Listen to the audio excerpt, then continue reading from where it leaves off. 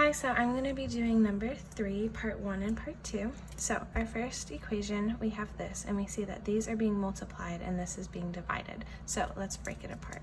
So first we have ln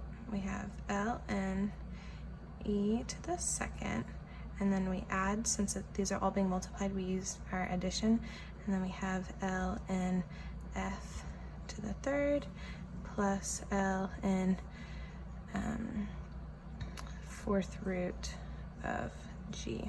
So after that, we notice that since they're all the same, we can just we can start pulling our exponents out to the front.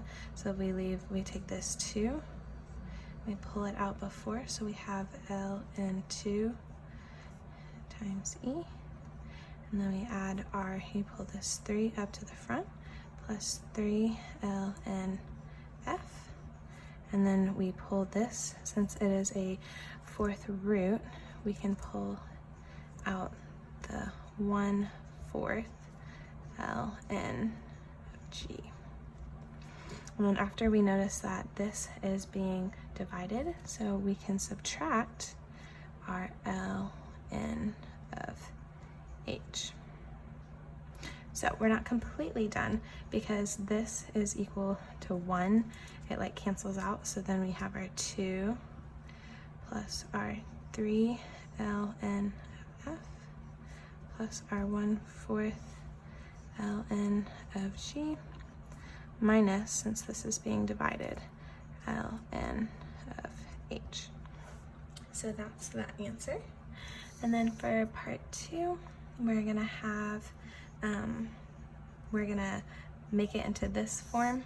So we see that this is adding, so we know that they'll be multiplied by each other. So this 2 goes back behind this y, and this 1/2 goes back behind the x. So we're gonna write it as log 5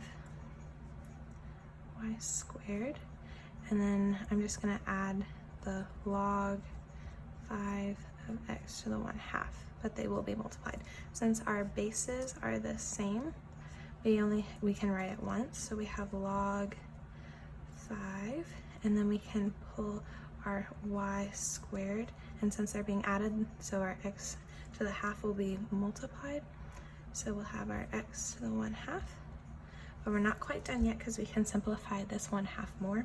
So we'll have our log 5, then we'll have our y to the second, and then this will turn into the square root of x. And then put it in parentheses to make it easier to read, and you're all done with that.